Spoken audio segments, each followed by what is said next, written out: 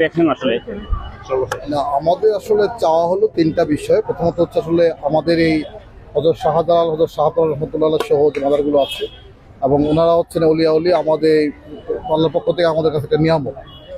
তো আমরা চাই ওনাদের যে স্থাপনাগুলি আছে, মাজার, মসজিদ এবং হচ্ছে মাদ্রাসা, এগুলোর একটা মানে মাস্টার প্ল্যান, যাতে করে এখানে খুব ভালো মানে ফেসিলিটিগুলো দেওয়া যায়, মাজারের উন্নয়ন, এটা একটি বিষয়। আর দ্বিতীয়ত হচ্ছে এই সমস্ত প্রতিষ্ঠানগুলোতে যে আয় হয়, সে আয়ের একটা স্বচ্ছতা, এর জন্য অবশ্যই রেকর্ড থাকে, স্বচ্ছ হয়, কত আয় হচ্ছে, কোথায় ব্যয় হচ্ছে, এর থাকে। আর তৃতীয় হচ্ছে এই মাদকগুলোতে কোনো ধরনের অনৈতিক কর্মকাণ্ড, বিশেষ করে মাদক মানে কেন্দ্রিক কিছু আমরা প্রায় অভিযোগ পাই যে এই সমস্ত প্রতিষ্ঠানগুলোতে গাঁজা বা মদ বা ইয়াবা সেবন করা হয়, এইটা যাতে কোনোভাবেই না হয়। এই তিনটা জিনিস আমরা নিশ্চিত করতে চাই। আমরা একটা জিনিস স্পষ্ট বলতে চাই যে এই মাদার থেকে কোনো পয়সা কিন্তু সরকার নেবে না, জেলা প্রশাসন, আমরা কেউই নিব, আমরা এখানে দেওয়া ছাড়া কোনো কিছু নিব। বাট আমরা চাই এই সমস্ত প্রতিষ্ঠানগুলি যেন সুন্দর থাকে এবং যারা মাজারে আসেন জিয়ারত করতে বা মসজিদে আসেন নামাজ পড়তে, তাদের জন্য যে ফেসিলিটিগুলো দরকার, যেমন আপনাদের নিরাপত্তা, গাড়ি পার্কিং এবং হচ্ছে আপনার মেডিকেল সেন্টার, এই সমস্ত পরিষ্কার পরিচ্ছন্নতা, ওজুখানা, গোসলখানা, এগুলো যেন আধুনিকায়ন হয়, সেগুলো আমরা করবো। সবগুলো কাজ তো আমরা একবারে করতে পারবো না, কিন্তু আমরা একটা পরিকল্পনা করবো, মাস্টার প্ল্যান করবো।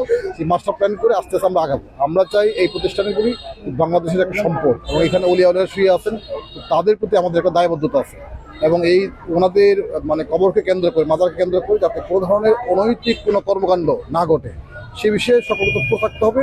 আমরা সকলের সহযোগিতা চাই।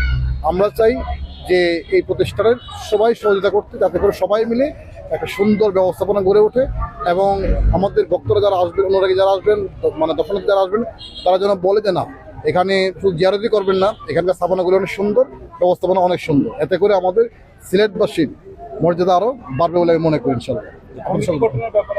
না, কমিটি গঠনের বিষয়ে এই মুহূর্তে আমরা কোনো কমিটি, কোনো ভাঙ্গা বা কোনো বিষয়ে আমরা কোনো হাত দিচ্ছি না। এটা যদি কোনো সমস্যা হয় আমরা দেখবো পরে।